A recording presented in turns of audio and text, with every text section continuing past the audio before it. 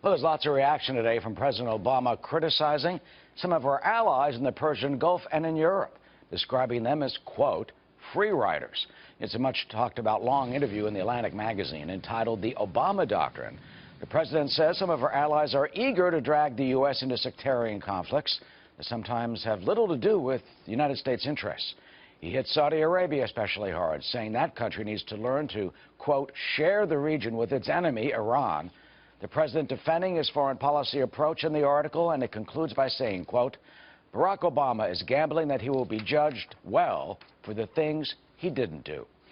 For a reaction to the Obama Doctrine article, Ambassador John Bolton joins us as always, former U.S. Ambassador to the UN, Senior Fellow at the American Enterprise Institute, and a Fox News contributor. First, Ambassador, what is the Obama Doctrine?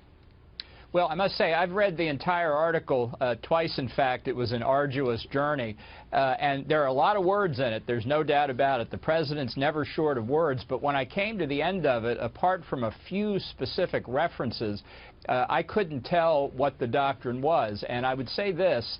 I thought for somebody who prides himself on being a deep intellect, and after 7 years plus of being president, it was a remarkably superficial analysis. A lot of on the one hand, on the other hand, you know, the president's a deeply nuanced person. But, you know, it's the kind of thing that you read in newspapers that passes for analysis. So I was actually surprised at how simplistic most of it was, including some of the things you mentioned a moment ago about sharing the region between Saudi Arabia and Iran, and a number of other examples. Well, what are some of the examples? What does that mean? I mean, he talks about the red line with Assad. He talks about, as I said, you know, Riyadh sharing, you know, the region with Tehran. Is that even possible?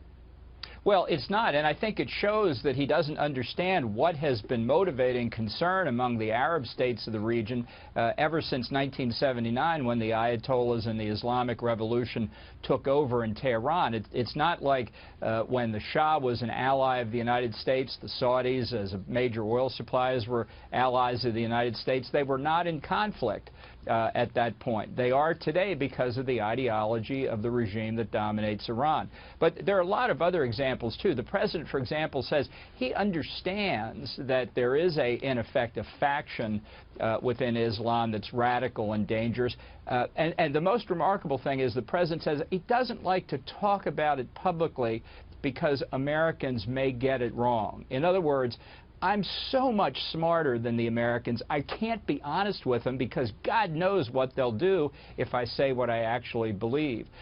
He talks about American hubris and American self-righteousness that he alone, basically, for 7 years has restrained. I mean, I thought it was narcissistic in many respects, but with no rationale for being narcissistic because it was so superficial. Well, one thing that was surprising is he criticizes Britain. I mean, he says the Libya bombing was a mistake, kind of puts it at the feet of NATO. And here is a quote from Alan Duncan, who's a conservative MP. I want to ask you think this is fair. This is a member of parliament of one of our strongest allies saying, quote, Obama leaves Iraq in a mess, disengages from the Mideast, does nothing in Syria, Libya, or Palestine, and then blames us, meaning Britain. Not much of a legacy. I mean, is that really fair? Because he has kept us out of a war. You know, we don't have mass numbers of U.S. troops or young men and women, you know, deployed in the Middle East, which is what exactly ISIS would want. Well, I don't think ISIS would want that if we were effectively taking them apart. I mean, I think what the president has done is allowed the Middle East to descend into chaos, and Libya is a perfect example. His critique of David Cameron and Nicolas Sarkozy, then the president of France, was that he counted on them to do more after Gaddafi was overthrown. Well, where was the United States? We turned our back on Libya. That's the principal reason that Libya descended itself into anarchy, and Ambassador Chris Stevens and 3 others were killed in Benghazi in September of 2012. I mean, the president has a remarkable way of finding others who are responsible for the things that go wrong on his own watch. You know, this morning, Jeffrey Goldberg was on Face the Nation. He said, basically, that the president felt that Libya was his Iraq. And he says the lesson of all this is don't get involved. Is that a proper foreign policy, do you think?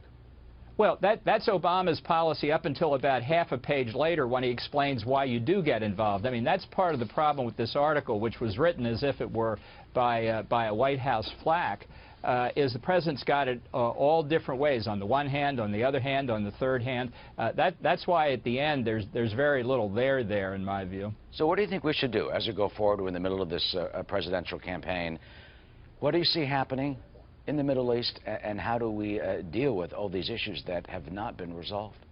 Well, I think for the next period of time until the president steps down in January, he is not going to do anything of any consequence, and I think the anarchy will continue to spread. So I think a new president's got to do some things very quickly right at the front end, beginning with the inaugural address, as Reagan did so effectively in 1981, to make it clear that we are going to protect our interest in the region, we are going to protect our friends, we're going to stand against Iran's support for terrorism, we are going to take effective action and put a coalition together that really does something about ISIS instead of simply talking about it. Unfortunately, there's a very long list, and it's going to be very hard to do, I think, compounded by what will happen over the next 10 months or so. All right, Ambassador John Bolton, thank you. And I would urge our viewers to pick up the Atlantic to read this article for themselves and see some of the insight and some of his views, which is causing quite a stir this morning. Ambassador, thank you, as always. Thank you, Eric.